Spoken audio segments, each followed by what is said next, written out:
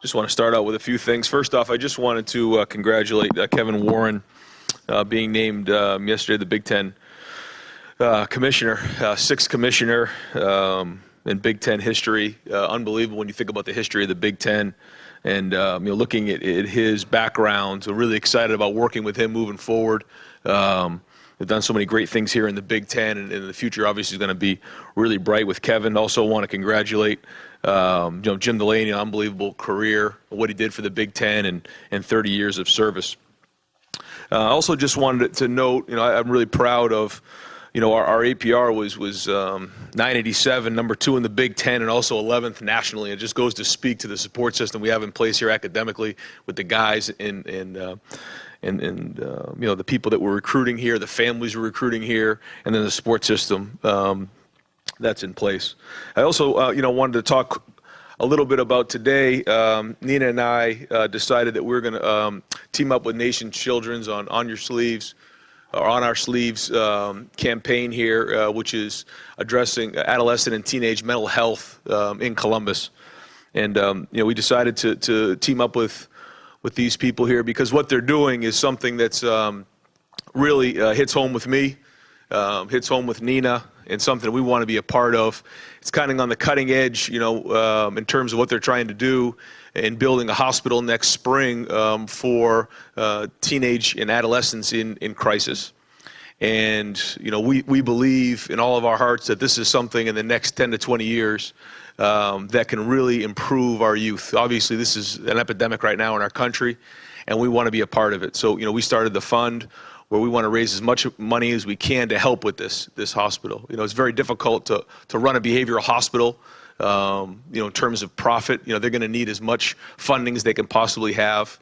And the idea is that, we're kind of one of the first hospitals in the nation to have something like this. And the idea would be that throughout the country, people see this as a way to improve the mental health in Columbus, and then hopefully it spreads throughout the country. So we want to be a part of it. We see mental health as a major issue. Should we see it here at the college level? We see it with our team, and obviously throughout the state. So really humbled to be a part of this, and hope that we can make a major impact and save some lives moving forward. So I would like to answer any questions. I know you guys have some football questions. Anything else too with the fund? Would love to answer those now. Great, thank you very much. We'll open it up front row, middle, Dave. Ryan, looking at Justin Fields, from a football standpoint, what is something you feel really good about him and his development? And maybe what are some things that you feel like he really still needs to work on to become the quarterback he needs to become? Yeah, when you go back and look at him, I have to always stop myself because this is somebody who has so much talent, and physically God gave him a ton of gifts. But learning to play the position is something you learn through experience. He just doesn't have that experience, so we can't substitute that. That being said, we have so many tools and resources in place that he can use to get himself advanced along the way. So there's film, there's workouts, there's throwing on his own with the receivers and the tight ends and running backs. He has to do that in the summer on his own. We can't do that with him. And then there's going to be preseason camp and trying to get as many reps as we possibly can. We have different ways to do that in the summer, virtual reality, all kinds of different tools to try to get him advanced in all of our quarterbacks, all of our positions. But he's done a good job so far. He's been working really hard in the weight room. He's been doing a good job, studying film. You can actually take the iPads home and watch film, and we have so much film to go off of the last couple of years, studying it in your dorm. So it can't just be the 8 hours of the week. It's got to be more than that on his own. And looking at the offensive line, how do you feel about that group going into camp? Do you feel like you have a good idea who the starting 5 will be? Do you feel like you guys will do some rotating? Just where are you at with the offensive line? I have high hopes for the offensive line. Seeing the way that they're running around right now out there, Mumford is really, looking strong right now. And then when you kind of roll them all out there, we have some guys who have a chance to be really good. And, they're all going to be kind of battling for spots. We lost 4 guys right there, but then there's some guys who have some experience, who've been in the program a little bit, some other guys who have some playing experience in there. So it's going to be a great competition, but I think it can be a strength for us. Obviously, the more they play and the more they gel in the preseason, and then in September will be important, but a talented group. Second row left, Bill. Ryan, you're going to have 6 quarterbacks in your room. All of them arrive here within the last calendar year. I know it's not only happening here; it's happening all over the country. Does that sort of dramatic kind of turnover, what you've observed at other programs and how things are changing so rapidly, does it impact at all the way you recruit that position, or can you sort of just continue with business as usual and like hope you can keep things together? Yeah. There's not a simple answer to that.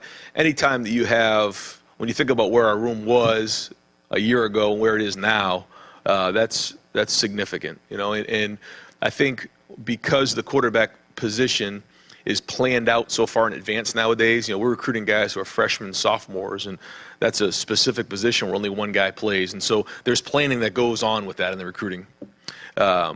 When somebody who's a sophomore comes out, it kind of just leaves the whole room in disarray.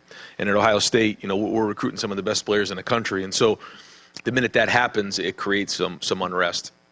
The good news is, you know, we had a great year at quarterback, and we got a kid developed to go be the 15th pick in the draft. The hard news about that was he wasn't here for the next 2 years. So we had to, in short order, you know, get that solved. You know, the transfer portal and all the transferring that goes on, I mean, that's not great for college football in a lot of areas. You know, it's hard to take, but it is what it is. And, you know, I think that we did a great job of, you know, kind of filling that room back up. And so the hard thing is none of those guys have done it. They haven't taken one snap. You know, I think maybe Chugs has taken, you know, one snap or two snaps, but that's it. So it's a major challenge for Coach Yurcich in that room to kind of build this offseason and then into the preseason. Among that group of guys you brought in, just what was it that you liked about Gunnar Hoke, his skill set, and like, I'm assuming the fact that he's from here too. What you like about him? Yeah, first off, that he's from here and he understands what Ohio State is. He's got bloodlines here. That matters to us. But also just, you know, watching the film and talking to his high school coach, you know, the accuracy there. There's somebody who's played in games. He has some experience. He's an older guy. He's very intelligent, you know, and we think he can pick up the offense pretty quickly. He's already done a good job. So, you know, when you mix all those things together, I mean, that's a guy we want on the team. Just one more quickly. I know you can't talk specifics with this recruiting, the 2020 class, but you guys seem to be recruiting very well on the offensive side of the ball, sort of across the board. You have one commit, I think, defensively in 2020. Just where are you with that? Is that okay? Are things slower than you'd like them to be there? And then how much does the staff turnover impact that? Yeah, this month is a big month for us. So, you know, there was a couple positions in need on offense, you know, and we're working through all those. But it's really where are we going to be at the end of June? That's when I think we'll have a better handle on the whole class. Right next door, Ari. Brian, speaking of just staff turnover in general, you've had a spring since you basically changed the entire defensive staff. You brought in some new guys on offense. After evaluating the way the first spring went and, you know, everything from recruiting to how is just the staff in your mind and the thing that you built here meshing? So. You know, in the off season, everything. If things don't look good in the off season, then you got a real problem. You know, this time of year, you know, it's a positive feel on everything, and that's good. But I do feel like the staff is coming together. I do feel that there's a camaraderie there, which I think really matters. I think your team feels that, the relationships between the assistant coaches. But I think we got a good mix. We got a good mix of, you know, ages. We have a good mix of backgrounds. And so I think if you talk to our players right now, they're excited too. I think that their relationships that they're building with their coaches is really strong. And this is the time of year to do that, because once, you know, the bullets start flying in September, it's too late for that. So. Brought in Mike, and you brought in Justin. Those were huge moves right off the bat, right when you started. Obviously, those two are very closely connected, and you're connected to those guys. When you bring in guys like that are going to have a direct impact on your program, can you just a little bit on the evaluation process of, obviously we know why you brought Justin, but is Mike kind of filling in that role in the crucial development part of Justin Fields' game to complement his, you know, skill set? Yeah, he's got a huge job ahead of him. Like you said, you got some guys in that room who have never played before, you know, here at Ohio State. And so some are older, some are younger, but that's a major challenge for him. And that's his first big test here, you know, but brought him in for a reason. You know a lot of people who've worked with him, and his background of teaching is strong. And then you look at what he did at Oklahoma State and, you know, some of the more, you know, productive offenses here in the last 5 to 10 years. So that was kind of the reasoning there. And anytime you hire somebody, first off, you want to know their background, but also people who've worked with him. And, you know, he's a guy who loves football, you know, loves the X's and O's of it, loves to create relationships with the players. And And so, so this is a huge time for those guys to really build that relationship and then be ready to play on August 31st. Front row left, Steven. Yeah, to harp on the Gunnar Hoak situation, him being an Ohio guy, and you're saying you look so far ahead out when you're looking for quarterbacks. Is there any emphasis on looking for Ohio quarterbacks when you guys are making that search? Yeah. I mean, Ohio always has precedence over everybody. And so it matters to us that somebody understands what the rivalry is, somebody, grew up a Buckeye fan. All those things do matter. And so we look at all that stuff first. Anytime we go through our recruiting board, anybody who's from Ohio is in red. Everybody else is in black. It's just different. And so we absolutely look at that. And so that's something, even moving forward, we'll put even more emphasis on. On the lines of the new Big Ten commissioner, as a new head coach in this conference, is there anything that you would like to see the Big Ten involved on? Well, no, I think, this being my first year, I had an opportunity to go and spend some time there and go through, a couple of days of just talking with the head coaches and with Jim Delaney and getting an opportunity to feel what that was like, talking through rules, talking through TV contracts and things like that. And so that was a good opportunity for me to get a feel for what that was like. And then as that comes around next spring, going through a whole year of it, I think at that point, I'll have a better feel for where I'm at and have more to contribute. Front row right, Austin. Ryan, how is the summer structured for the players? Like, I know you don't have OTAs or mandatory camps and all that stuff like the NFL, but what would a typical week be like for these guys at this point? Yeah, so they're lifting, and they'll have lifting groups based on where their class schedule is. Usually we have 3 lifting groups a day. And then we break them up differently every day. So sometimes it's by position, sometimes it's by class, sometimes it's offense and defense, based on what kind of running we'll be doing. We're an 8-hour week. And so, those guys are in the weight room doing some lifting. They're on the field doing some running, different drills, and then they have class.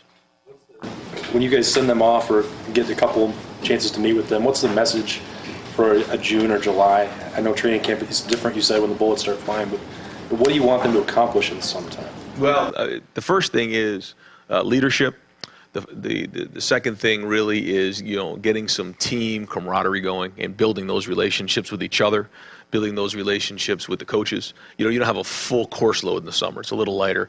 So you get an opportunity to build some of those things. You spend more time together. And I think that's really, really important. I mean, the football part of it, in terms of strength and conditioning, speed, power, all those things are really important. We tested in the 40 last week, and the numbers were off the charts, and that's going great. But it's really about building that team, esprit de corps right now. No. Second row right, Rob. You mentioned a little bit about the transfer portal. I don't think in this setting we haven't heard your thoughts on it. Coming from the NFL, free agency, you saw how that worked. It's a different thing, but what are your thoughts on the transfer portal and the good and bad of it?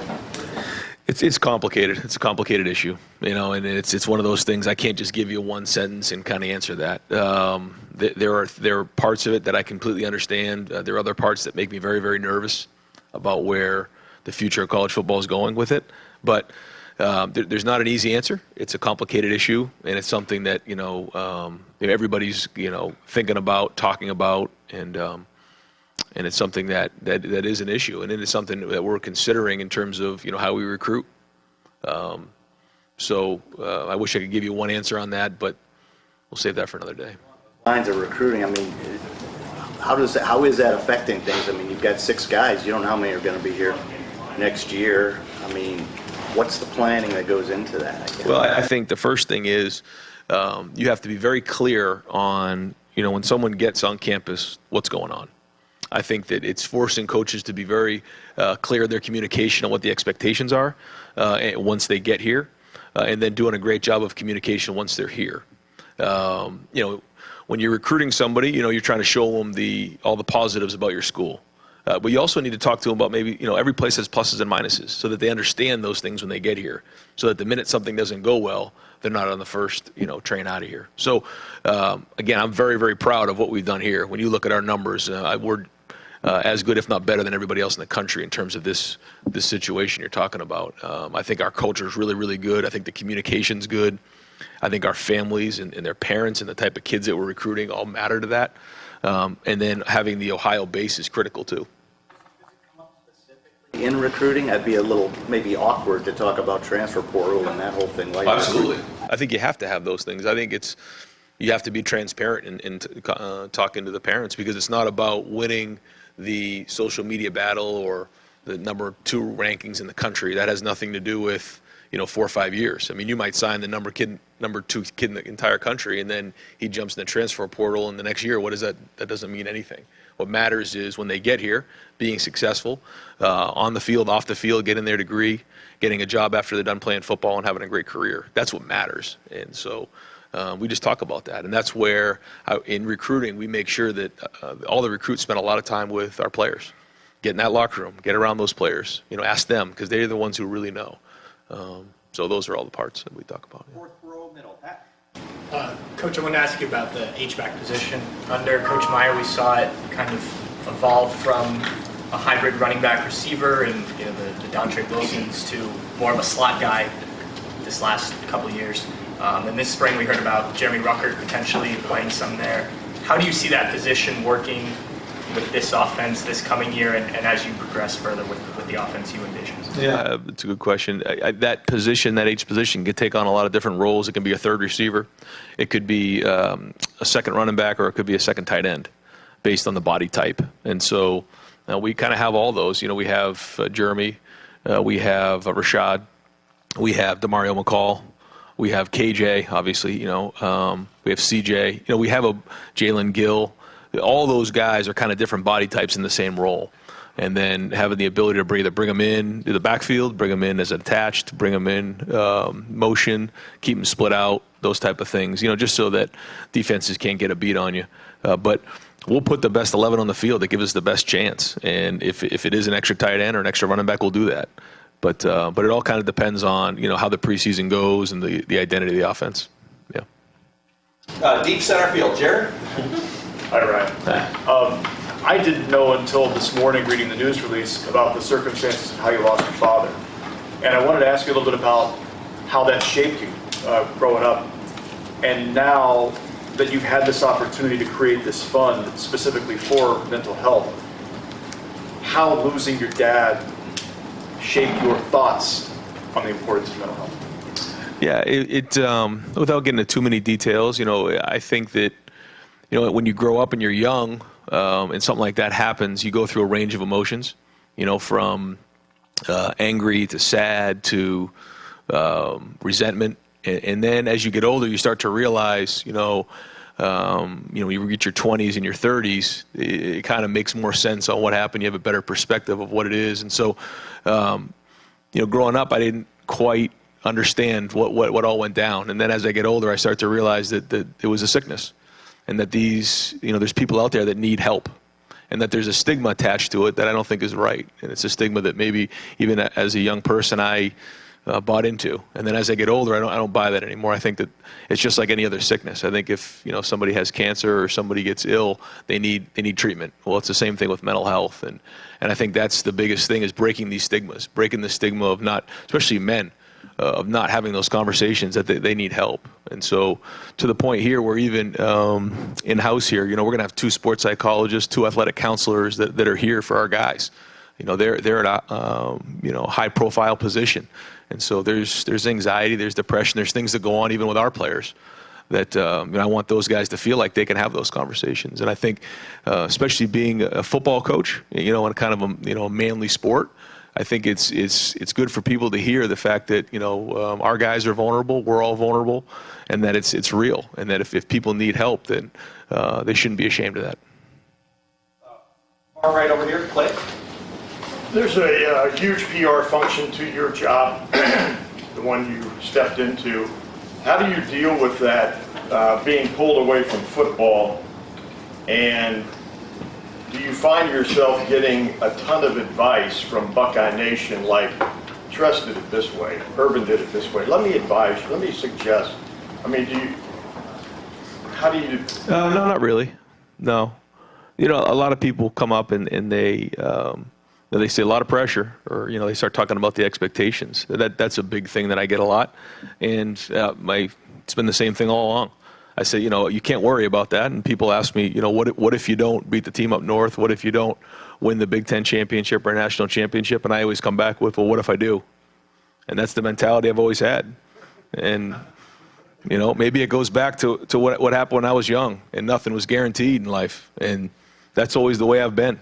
And, you know, so let's go play. Let's try to maximize the day the best we can. And, you know, we're not going to be hesitant about anything. We're not going to be apprehensive. We're going to go after people and be aggressive, because that's the way, you know, I think you got to live life. You got to be aggressive that way. And to start getting anxiety or worry about, you know, losing is not going to happen. Longer for speeches now, the groups? Yeah, a little bit. I try to get my thoughts together on that. I've found that sometimes when I just jot a few things down and just speak naturally, that's what's best.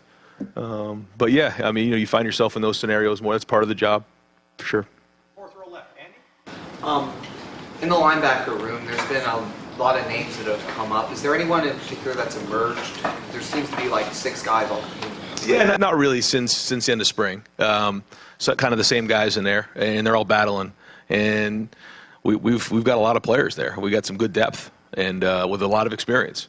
And they're a hungry group now. I mean, they've read things. They're ready to go, and they're hungry, which is fun to be around. I mean, there's not a lot of smiles on their faces right now, which you like, you know, as a coach. And so, you know, I think we're going to see some great things from those guys this year.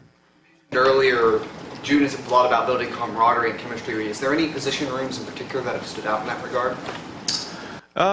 No, I wouldn't say one position group more than another. I mean, when you really go across the board, we kind of went through it today a little bit, went through each group, and I mean, they're all pushing right now. They're all going.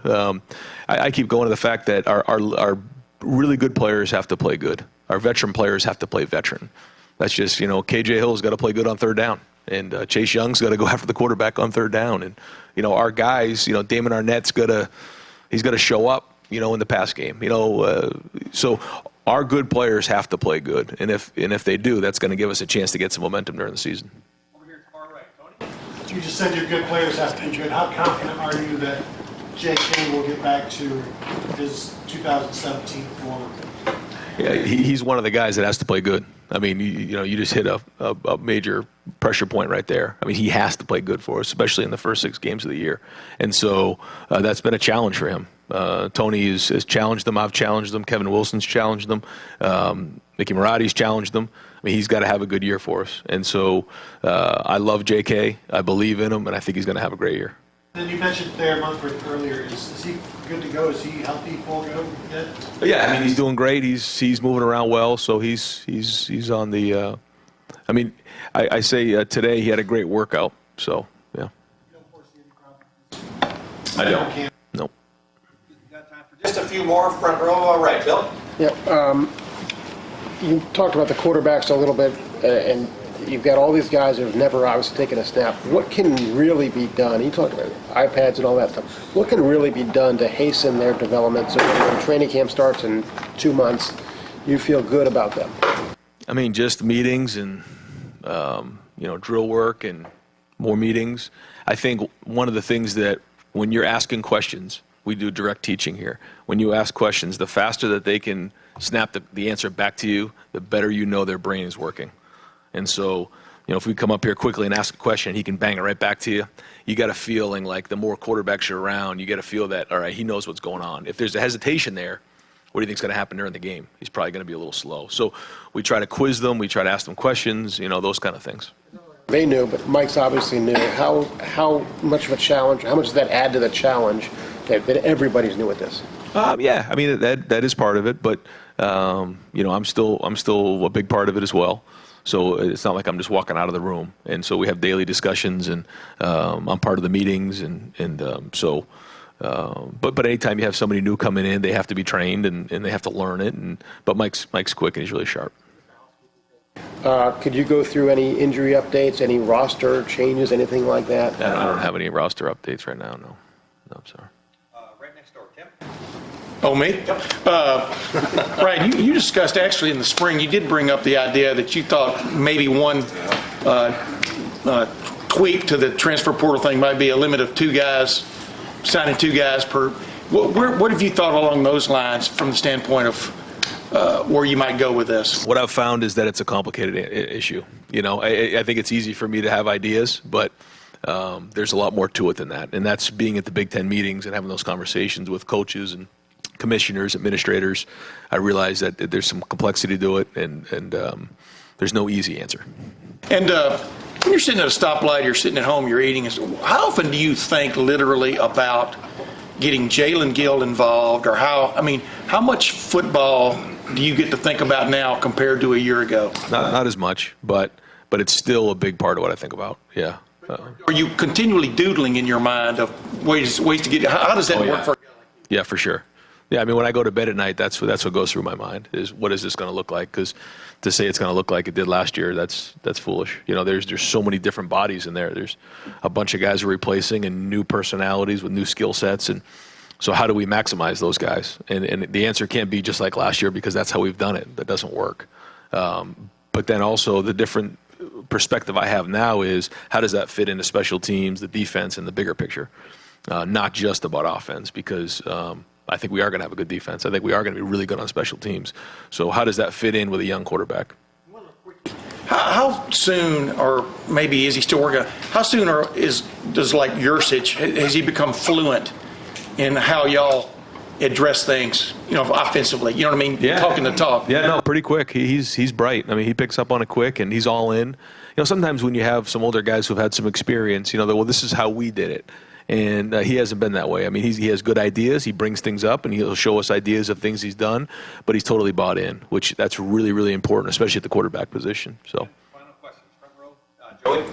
You mentioned communicating with guys when they're coming in. What did you communicate with Gunnar Hoke as far as quarterback competition and that sort of thing? Yeah, that he's going to come in and he's going to get reps with the ones and he's going to compete for the starting job. Justin got here in February and he's did not win the job. But that wasn't part of the spring. The spring was just to try to get some 15 practices under our belt and learn the offense. But now in the preseason is where the real competition goes. So he's going to have great opportunity. He's got to learn in short order. He's a little bit behind in terms of the couple months that we had in the spring. He wasn't here, but he's also really, really sharp. I think he'll pick it up quick and then let the competition begin in August. Freshman came to campus this week. You get to see him a little bit in workouts. Is there anybody you're looking forward to see? I'm looking forward to see all of them. Interesting group, great group. We just went through them all. We tested them yesterday. Has a chance to have some guys to make some impacts. But in order to, get an idea who that's going to be, it's so early. They just showed up today. So, but very excited about them. Very interesting group. Again, some positional needs there even for this year. Steele at running back and, Craig Young at, a position of need on defense and a couple guys in the offensive line. So, it'll be interesting. Coach, thank you very much. Thanks.